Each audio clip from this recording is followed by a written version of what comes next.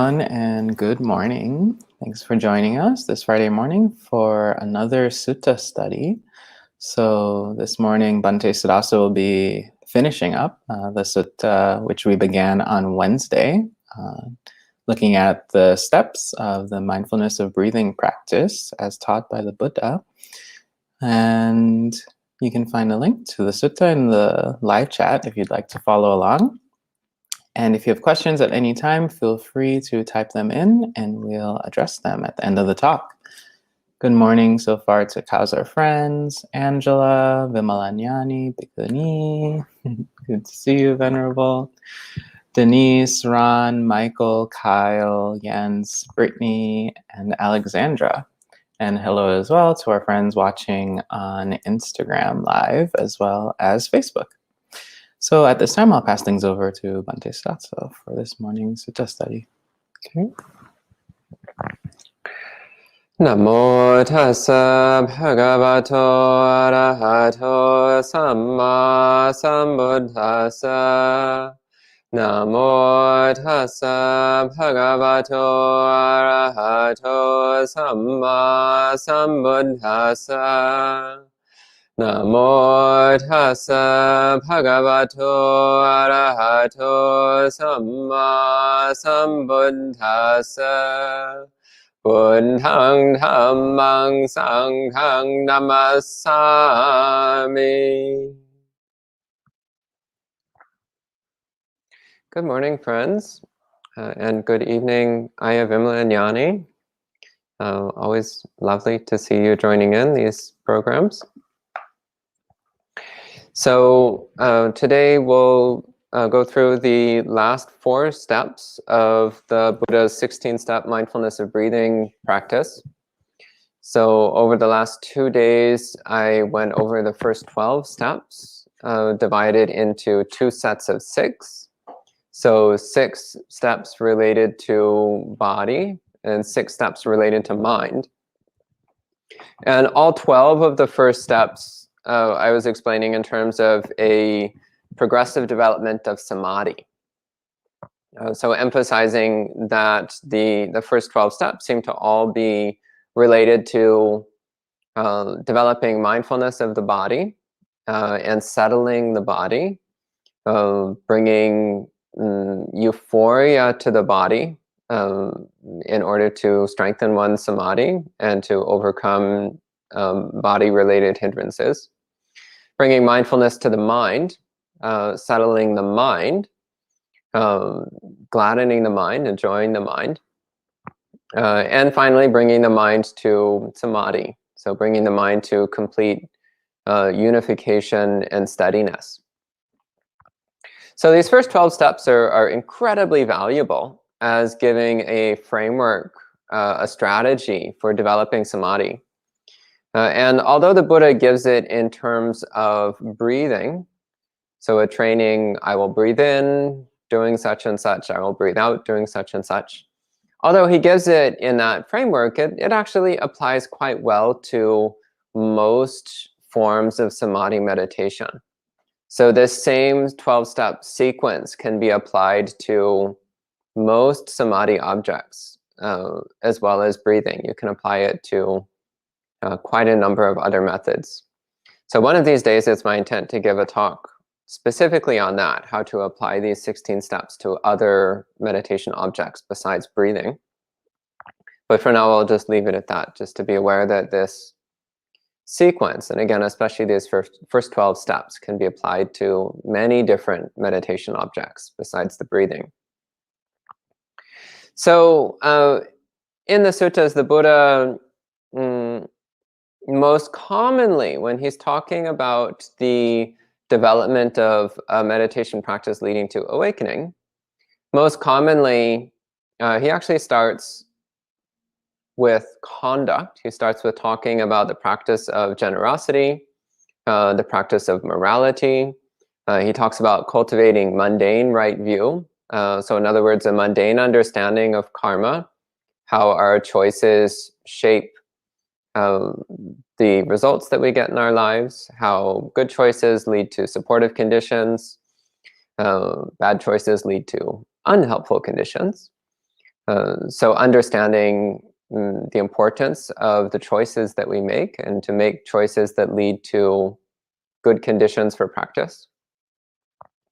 Then from that basis of generosity, morality, and right view, then one experiences happiness and gladness connected with the Dhamma, which supports the development of samadhi, supports the development of meditative concentration, this unification and steadying of the mind.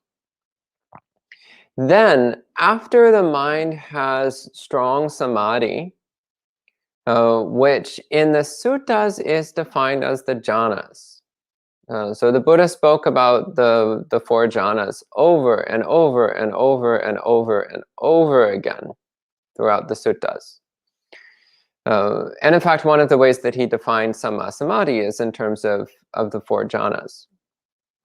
And in recent times, so in the last 100 years or so, there started to be an anti-jhana movement in Theravada Buddhism, which is, of course, laughable because you read the suttas and like every other page, the Buddha says, and one enters the first jhana, second jhana, third jhana, fourth jhana. So the Buddha's talking about jhana all the time. The Buddha talks about, again, developing strong samadhi, which he normally defines in terms of jhana practice. Then from the basis of that strong samadhi, one develops insight, one develops wisdom. So this is the most common strategy that he lays out in the suttas. So starting with moral conduct, generosity and kindness through body, speech, and mind, then developing right view, then developing samadhi, then developing wisdom. This is the strategy that the Buddha most commonly presents as a path to awakening. So in the 16-step mindfulness of breathing, there's already the assumption that you've previously cultivated morality and right view. And that now you're ready to start practicing samadhi and wisdom. And again, he starts with samadhi, as he normally does. There are very few exceptions to this in the suttas, very few exceptions where the Buddha instead starts with insight, and then from a basis of insight, one develops samadhi. He does talk about that in a very small number of places, but usually, I'm saying this over and over again because I really want this point to get through. Usually the Buddha says to start with samadhi, preferably all the way to jhana, then to develop insight. And it's also very clear in the suttas that while one is in jhana, one still has the sharpness, clarity, and power of mind to practice insight, to develop insight. So it is not necessary to exit jhana in order to develop insight. Again, this was a later development in Buddhist thought, which is directly contradictory to the suttas. This idea that you cannot develop insight while you're in jhana. This was a later development that had nothing to do with anything the Buddha said. The Buddha was very clear that you can develop insight while in jhana. And then in fact, jhana is the ideal conditions for developing insight. So here, again, in this sutta, with the first 12 steps, we've developed samadhi, optimally to the point of entering first jhana at a minimum. If not, if jhana is still distant to you, if you've not yet given up your EDM addiction, for example, then yeah, jhana is going to be difficult for you. But you can at least develop some level of samadhi, some degree of basic samadhi. So one of the useful developments of the later commentarial literature was the idea of upachara samadhi. Upachara literally means getting close. So upachara samadhi is when your samadhi is getting close to jhana. So you're not actually fully entered into the steadiness, sharpness, brightness, and euphoria of jhana, but your mind is relatively steady, relatively sharp, relatively joyful, relatively peaceful. So this is upachara samadhi. So almost samadhi, almost jhana. So that's still a pretty good state of samadhi, and it's relatively accessible to most people. So upachara samadhi is not that difficult. Jhana is quite a bit more involved of a process to enter. But upachara samadhi is something which most experienced practitioners with a good understanding of Buddhist practice and a good commitment to the Noble Eightfold Path, most of them are capable of entering upachara samadhi to some degree. So optimally, getting some degree of samadhi, then one begins to develop wisdom, begins to cultivate insight. One of the Ajahn Chah quotes, which I've always been fond of, somebody asked Ajahn Chah, how much samadhi do I need? And Ajahn Chah replied, enough to practice insight. It's a very simple answer. And also a very sly one, because if you read the suttas, it's clear that enough to practice insight means first jhana. But he answered in a way which sounds accommodating, but is not actually accommodating, which is very Ajahn Chah. So again, developing some degree of samadhi, and then turning the mind towards the cultivation of wisdom. And that's what these last 4 steps are. So these last 4 steps are a little bit different from the normal frameworks of insight that the Buddha gives. The most common framework of insight that he gives throughout the suttas is the 3 characteristics. So impermanence, anicca, unsatisfactoriness, dukkha, and not self, the impersonal nature of all phenomena, anatta. It's the more common framework that he gives. And in many suttas, he'll fixate on just one of those 3. So focusing just on impermanence, or just on dukkha, or just on anatta. But in the 16-step mindfulness of breathing, he gives a different set of 4. So I'm going to read through these 4 and give some explanations now. So the first one is aniccanupassi asasisamiti sikkati. So aniccanupassi. Anicca means impermanent, so not stable, not steady, so subject to change, constantly changing, insubstantial. And anupassi, now this word anupassi is composed of 2 parts. The prefix anu, which means together or accordingly or along, in line with, and passi, which means seeing. So it's from the verb passati, which means sees, one sees. So anupassati means seeing in accordance with. So anicca anupassi means seeing in accordance with impermanence. So directly seeing impermanence. And seeing here is not just limited to your eye organ, but rather it's referring to how we perceive things with the mind, how we're relating to things.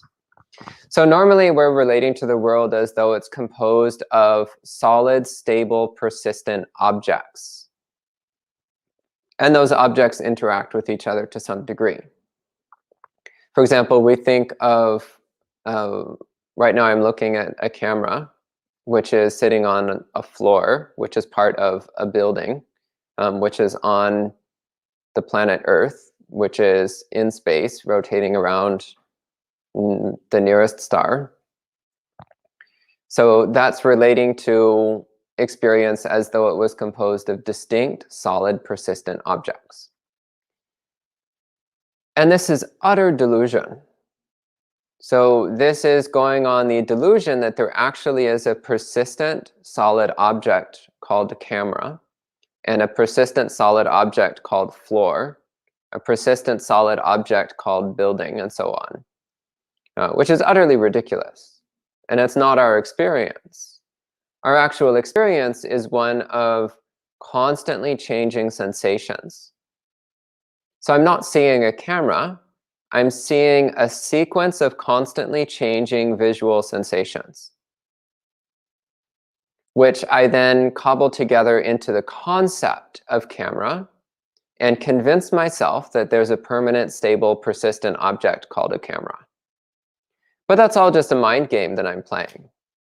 The actual experience is one of visual impressions arising and ceasing, visual impressions appearing and vanishing, visual impressions constantly changing. There's no camera to be found anywhere in there. Camera is just an idea which I pin upon a sequence of momentary fragments of eye consciousness, momentary fragments of visual sensation. So developing anicca anupassi, which in other suttas is called anicca sanya, so the recognition of impermanence. Here it's called seeing impermanence, or seeing according to impermanence. This is actually recognizing what's really going on. It's recognizing that our actual experience is constantly changing sensations. I'm not seeing a camera. Rather, there is the sequence of insubstantial, ephemeral sensations, which together give the illusion of a camera. That's a more accurate thing. So with anicca anupassi, we're perceiving the constant change of sensation. It's actually that simple.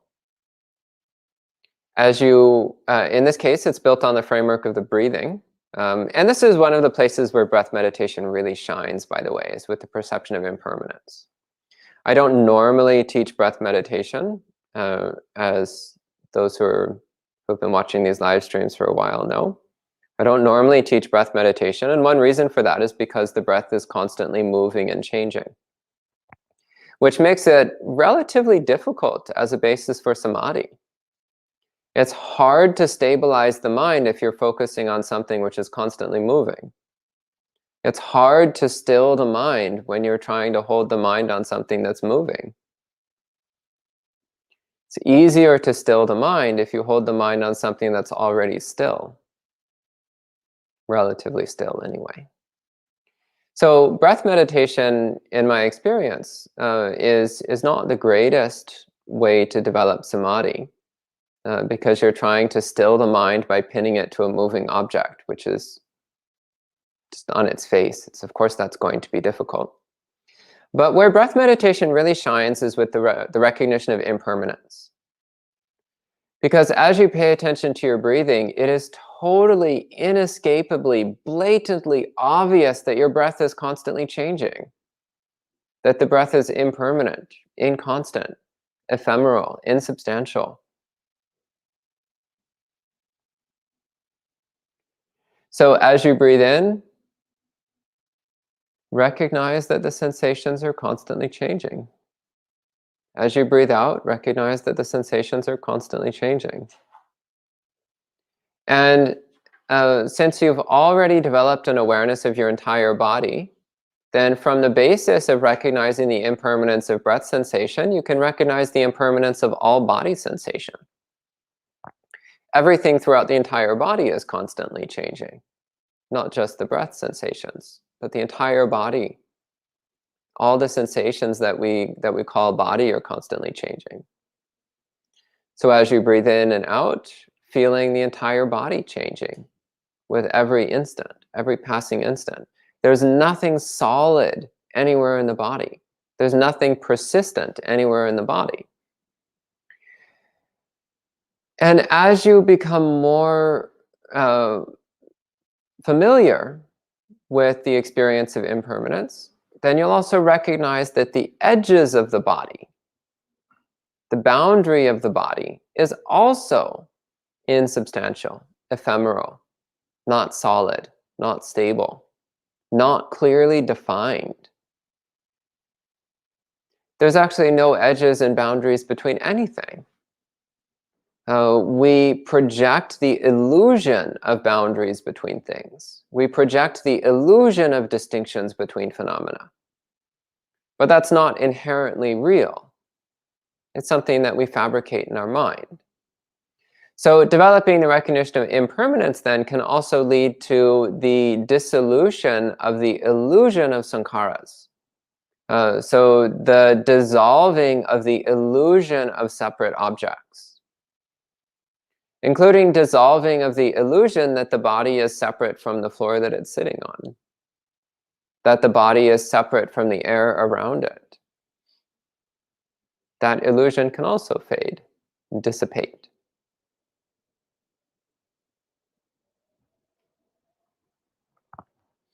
So I could actually talk for hours just on the subject of recognizing impermanence, as I have in the past and as I will again in the future, as it's possibly my second favorite. It's in my top 3 favorite meditation objects, is impermanence. And it's an incredibly profound meditation practice, which the Buddha says can lead all the way to full enlightenment. So it's really worth digging into impermanence, developing it as a direct experience which pervades all aspects of body and mind.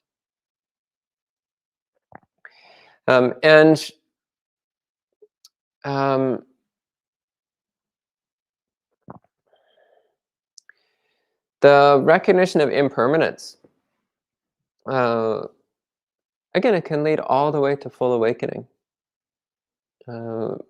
But only if it builds upon a foundation of strong samadhi. So if your samadhi is weak and your mindfulness is not sharp, then your practice of recognizing impermanence will only ever be superficial. It will just be scratching at the surface of your experience. It will never go deep, and it will never penetrate to the heart of your delusions. It will never shatter the power of defilement. So in order to break through to the deepest layers of the subconscious mind, where our habitual patterns and delusions are rooted, it's necessary for the recognition of impermanence to be built upon a foundation of very strong samadhi. Again, without jhana, you're probably not going to get even close to awakening, which is why I talk about jhana so often, and why the Buddha talked about jhana so often. So again, though, if I keep harping on impermanence, I'm going to talk about it all morning and then some. So let's move on to the next step. The next one in Pali is viraganupassi asasisami tisikati. So viraganupassi. So again, we have this verb anupassi. So seeing, recognizing, seeing in accordance with. And viraga literally means without lust, without passion. And normally the word viraga is translated as dispassion. And this is an extremely important quality of mind to develop in Buddhist practice. So recently, a woman contacted me with some questions about Dhamma. And she mentioned that she'd been practicing Buddhism for quite some time, many, many years. And as her practice was growing stronger and stronger, she was losing interest in her husband. Well, specifically, she was losing interest in certain activities that married people normally like to do with each other. And she said her husband was getting quite annoyed by this because he was not Buddhist and he liked to engage in those activities, and he was quite disturbed that his wife was losing interest in those activities. And she was actually starting to get a little bit worried too, because she was like, her friends think maybe there's something wrong with her. And she's like, well, what's going on here? And I'm like, well, of course, it's totally natural.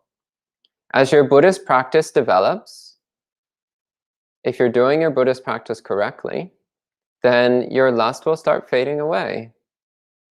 Your lust will start to diminish. That's normal. In fact, that's expected. In fact, if that's not happening, it's a problem. If that's not happening, it's a sign that we need to work on your practice. If your lust is not diminishing, then we need to talk about how you're practicing Buddhism and if you're actually doing it correctly. So, and of course, we're not just talking about sexual lust. We're also talking about the passion and obsession that we have for all manner of worldly things. Whatever it is you might be obsessed with, whatever kind of sensual engagement you might normally have passion for, you'll notice it fading away, diminishing. And the Buddha uses a really wonderful metaphor for this. He uses the metaphor of a child's toys. So he talks about how when a child is young and it has lots of toys and it loves playing with its toys and it gets so much enjoyment and fun out of playing with its toys.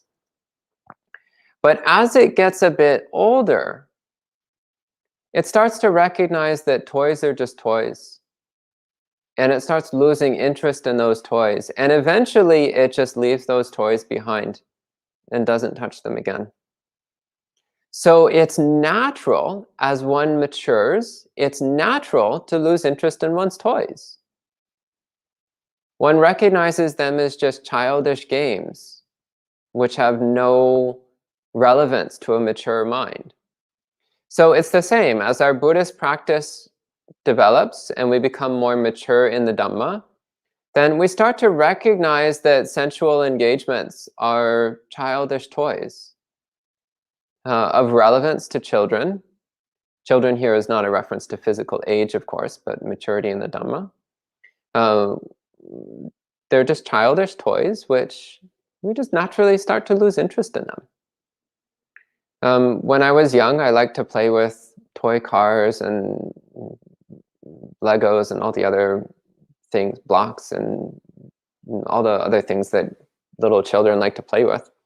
But if you put them in front of me now, I would probably have no interest. I would just be like, oh, some children's toys. Why would that be even remotely appealing? But you put a little child in front of those toys and they'll be delighted. And they'll get very much absorbed and wrapped up in it. So as our Buddhist practice develops, we naturally start to lose our passion for the things of the world. And our mind inclines more and more towards unconditional happiness, which is, of course, the ultimate goal of Buddhist practice. And this is also something that can be actively developed. So viraga is a natural consequence of sincere Buddhist practice, but it also is a quality of mind which we should be making an effort to develop and strengthen.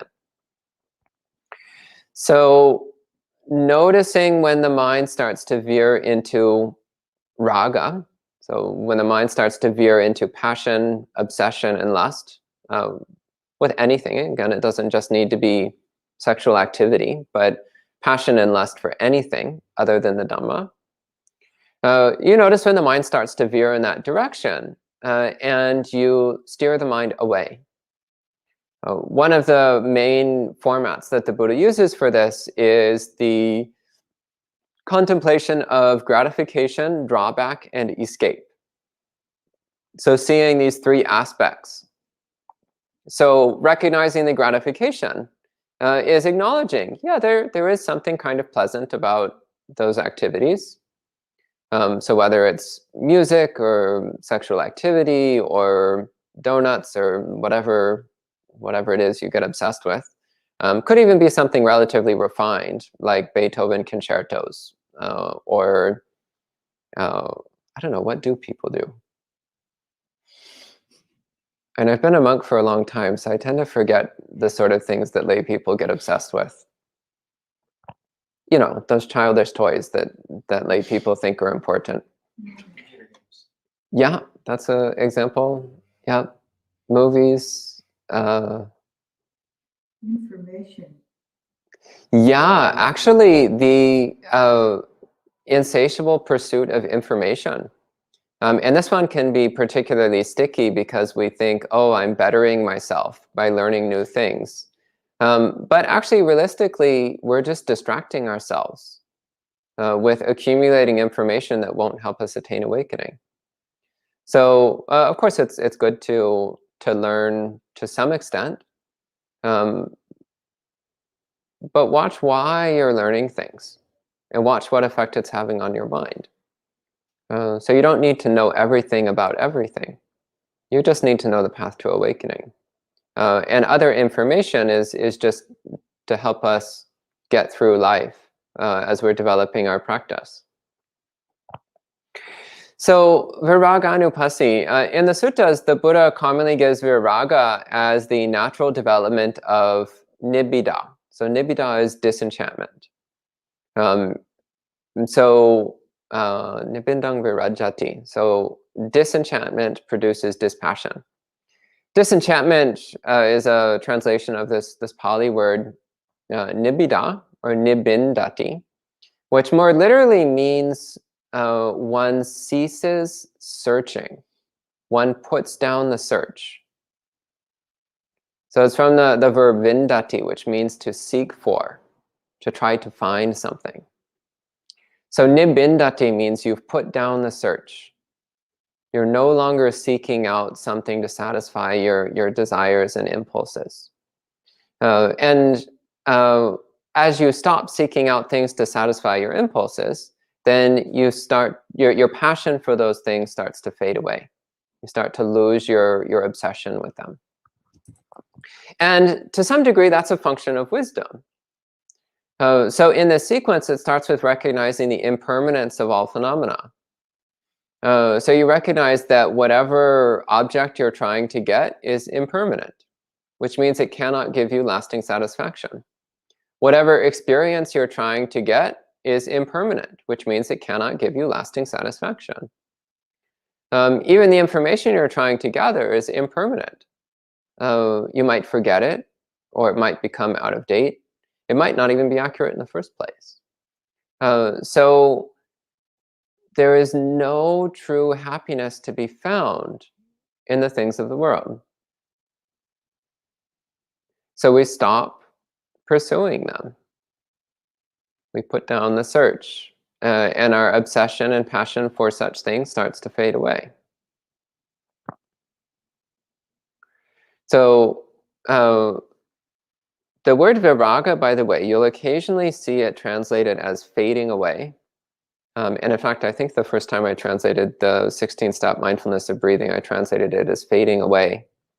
So that might be the version that's still on the website.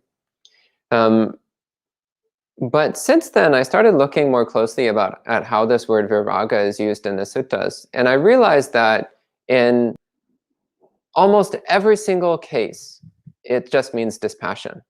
And it can very easily be translated as dispassion, which is, once again, its literal meaning. So I've become increasingly hesitant to ever translate the word viraga as fading.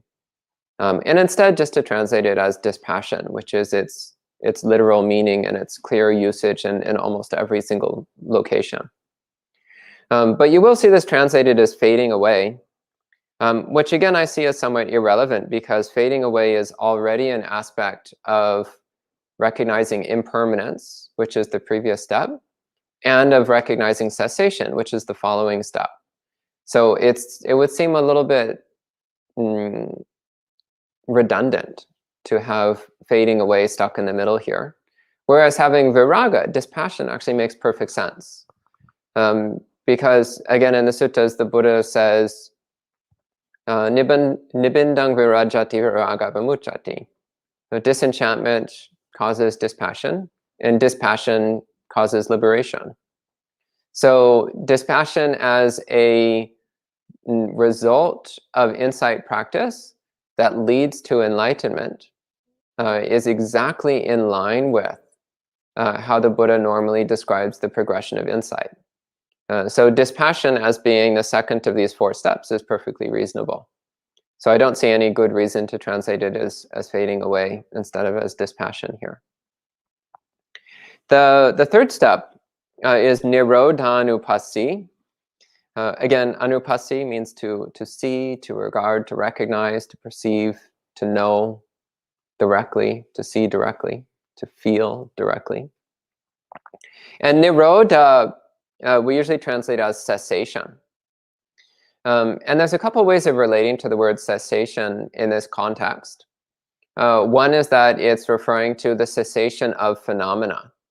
In this case, it's a progression of anicca. So as we recognize impermanence, then we become aware of cessation.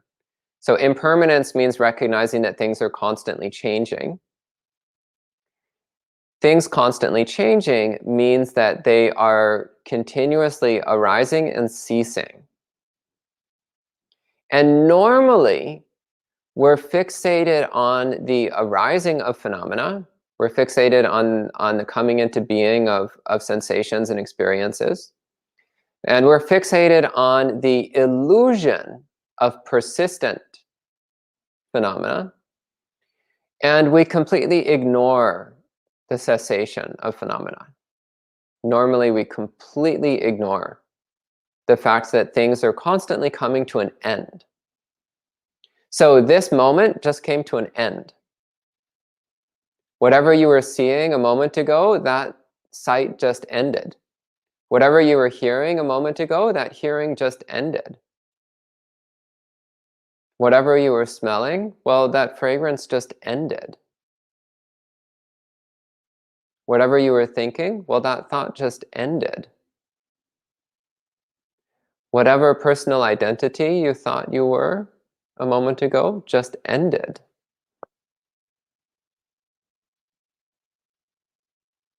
Every single moment, every single thing in the entire universe comes to an end. Every single moment. Everything ends every moment. So there's kind of the old stereotype of the doomsayer who walks through the town square with the sign that says, "The end is near." Well, they're almost right. Their sign should say, "The end is here." The end is already here and now. Every single moment is the end of the world. Every single moment is the complete destruction of the universe. Every single moment. So pay attention to cessation. Recognize that every single moment, all phenomena cease, come to an end. In the Mahasatipatthana Sutta, at the end of each section, the Buddha gives a list of practices, exercises to do in relation to that, the meditation practice that he gives. And the set of exercises, it's the same for every section, and it always includes 3 practices among the others. One is the practice of observing arising, then the practice of observing vanishing, then the practice of observing simultaneous arising and vanishing.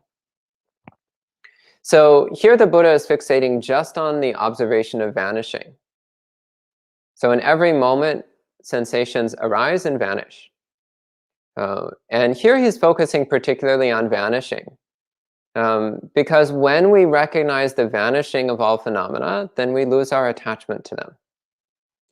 We actually realize that attachment was never possible in the first place. It's technically impossible to cling to anything because there's nothing that persists for even a split second.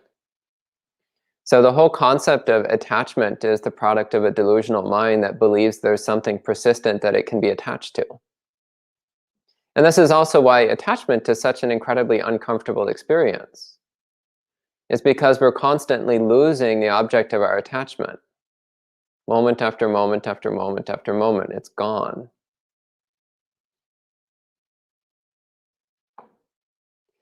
So the recognition of cessation is recognizing that every single thing that we're attached to is coming to an end every single moment. And the natural result of that is that then we drop our attachments to things, which is the 4th and final step. Patinissagganupassi. Patinisagga means relinquishment, releasing, letting go. So patinissagga, relinquishing all phenomena in every moment. There's nothing to hold on to. There's nothing that can be held on to. So when we recognize this deeply, then we let go of them. We stop trying to hold on to that which cannot be held on to. So here we see this natural progression of insight. So first we start to recognize the impermanence of phenomena. So as you breathe in, recognizing that all sensations are constantly changing. As you breathe out, recognizing that all sensations are constantly changing. Then, since all things are constantly changing, we start to lose our passion and obsession with them. Because we start to realize that since they're constantly changing, they can't give us any kind of lasting, genuine satisfaction. So as we breathe in, letting go of our obsession and passion for phenomena, letting go of our obsession and lust for sensations and experiences. And as we breathe out, letting go of our passion and obsession and lust for sensations and experiences. Then recognizing sensation. So as you breathe in, recognize that every single moment is ending. Every single sensation vanishes the moment it appears. Every single part of our experience is ceasing every single moment, which then naturally leads to relinquishment. As you breathe in, relinquishing all phenomena, because it's impossible to hold on to them in the first place. As you breathe out, relinquishing all phenomena, because it's impossible to hold on to them in the first place.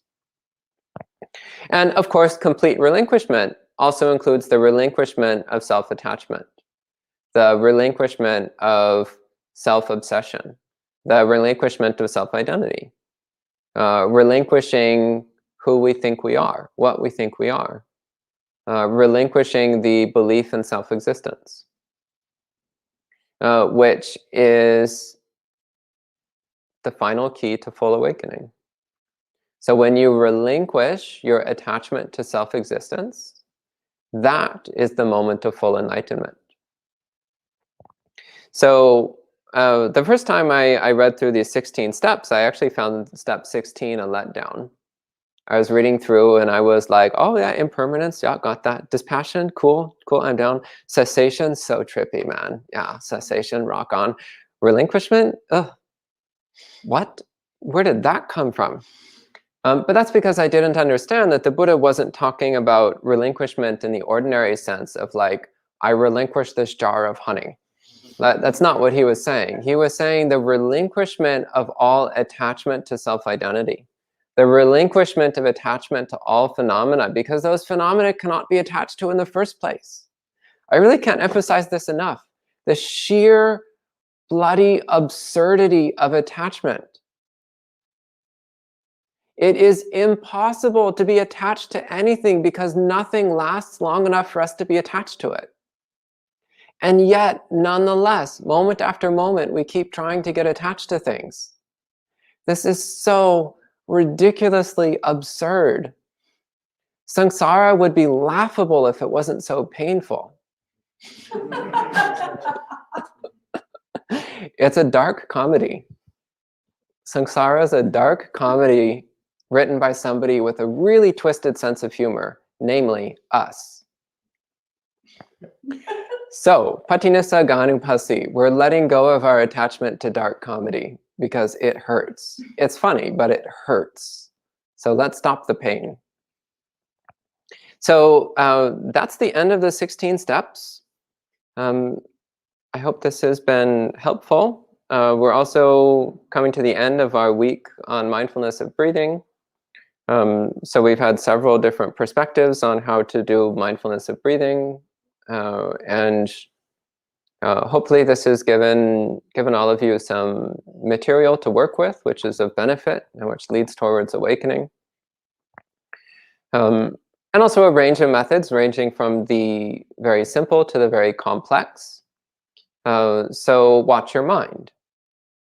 Some people, simple methods are very nourishing and helpful because they settle and soothe the mind and they don't require much thought, very straightforward. And they find complex methods to be agitating and confusing. So in that case, you use simple methods. Other people, they find simple methods to be boring or uninteresting. And the mind just slips off of it. and something more complex helps to hold their interest. In that case, it's fine to use something more complex, at least in the beginning, until the mind starts to settle down. And it also changes over time. So it might be that today you need to use a simple method, and tomorrow you need to use something a bit more complicated, and then the next day you need something in between, and the next day you do something simple. That's fine, because your mind is also constantly changing. Which means that the needs of the mind is constantly changing.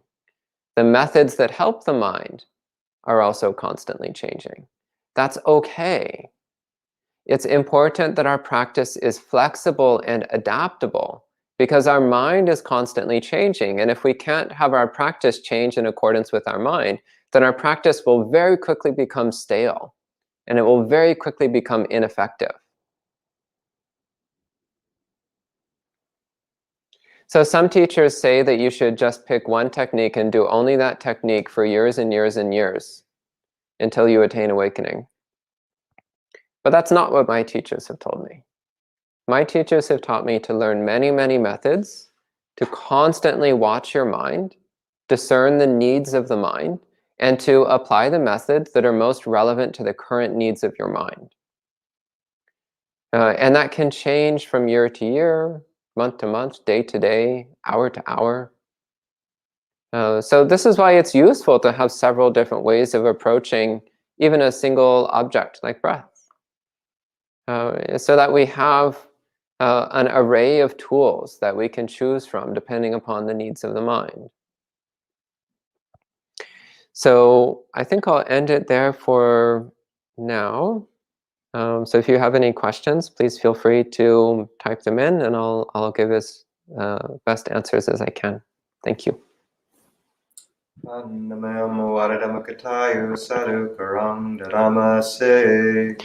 Sadhu, sadhu, sadhu,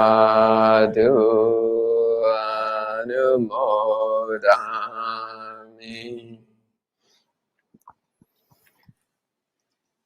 And hello to all of those joining in since we began the stream. And there's a couple comments and questions. One from Michael says, I'd never considered applying these 16 steps to other meditation objects. So I look forward to your talks on that. Yeah, sometime in the next few weeks.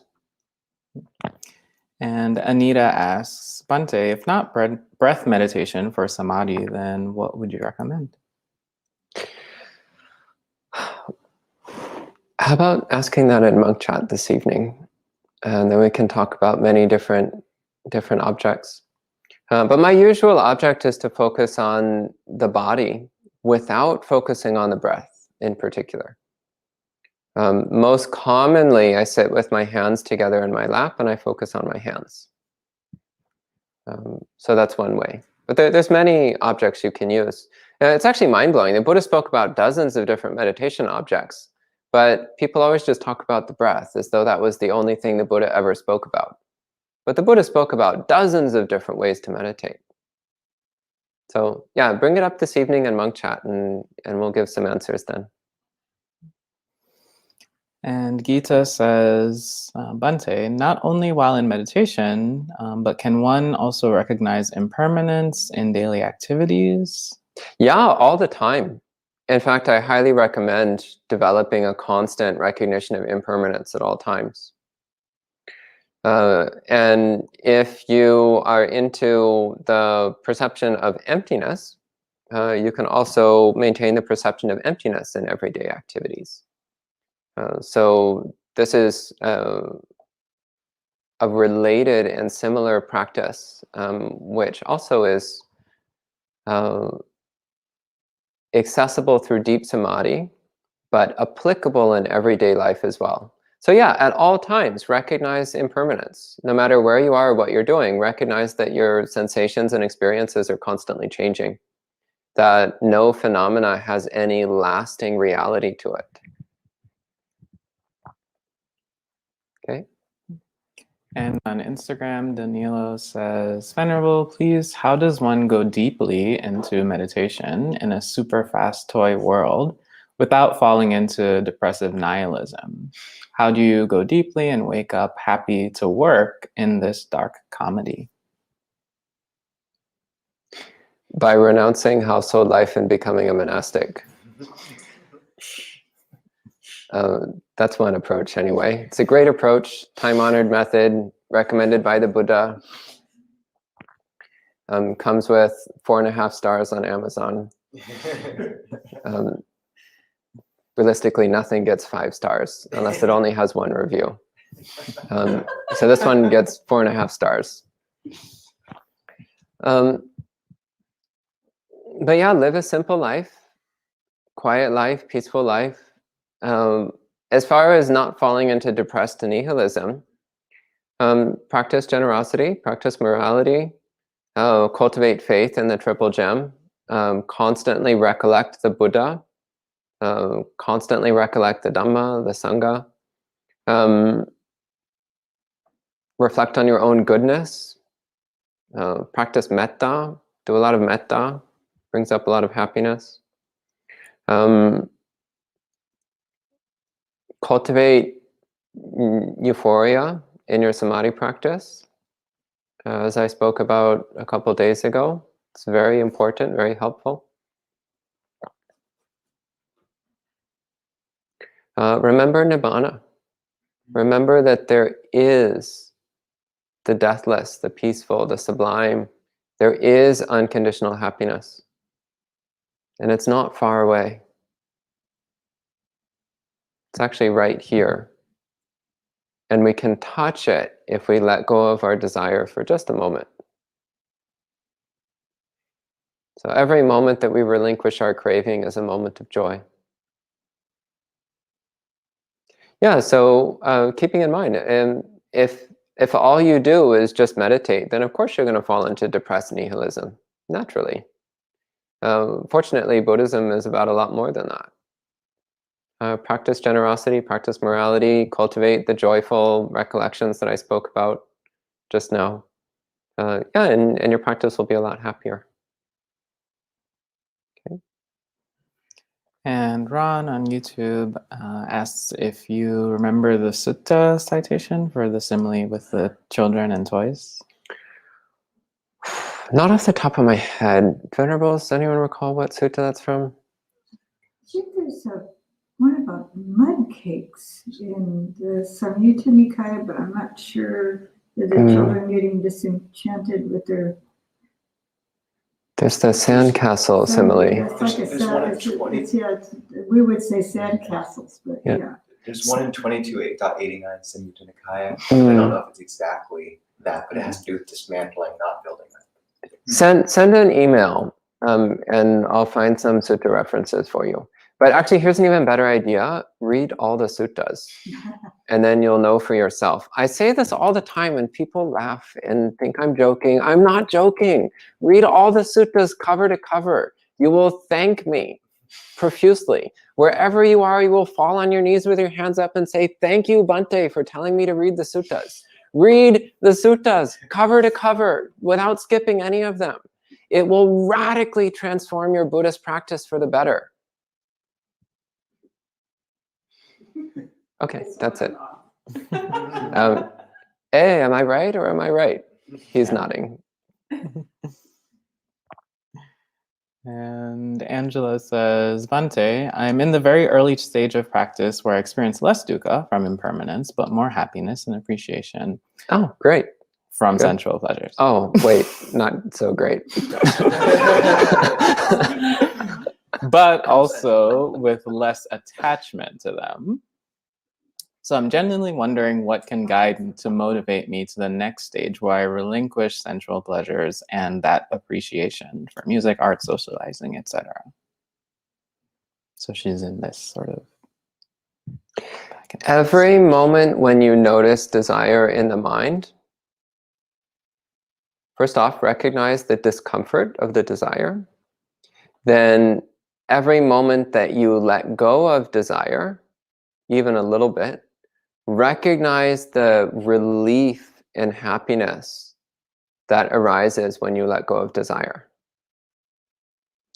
So this is what over time will transform the mind.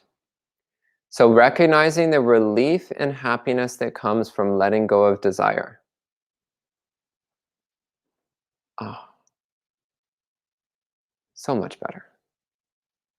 And eventually you'll start to realize that that happiness is not connected with getting anything or having anything or doing anything. It's connected with letting go of things. It's connected with contentment. And that means it's always accessible. It's completely reliable. The only completely reliable form of happiness is the happiness of contentment, the happiness of non-attachment. It's the only reliable form of happiness. So of course there's other pleasant things in the world, but they're not reliable. Anyway, I'm happy that you're having a nice life and that you're enjoying your life. That's great. It's better than depression. But yeah, start to pay attention to the happiness that comes from contentment and non-attachment. The happiness that comes every time you let go of desire, even a little bit. And it builds up over time. And notice the agitation and discomfort that comes from desire, attachment, and clinging. Yeah. And over time, the mind starts to transform. Okay? And lots of thank yous from Amaranta, Melissa, Ron, who says this has been an amazing week of teachings. Angela also says agreed and thank you. And Yen says, thank you, Bhante. I will start making signs that say the end is here, and also quit writing dark comedies. Yeah. Sounds like great plans. Maybe we could put up signs in the monastery yard. The end is here. That's the way for At the end of the universe. Yeah. That's the way for stopping people from entering the monastery.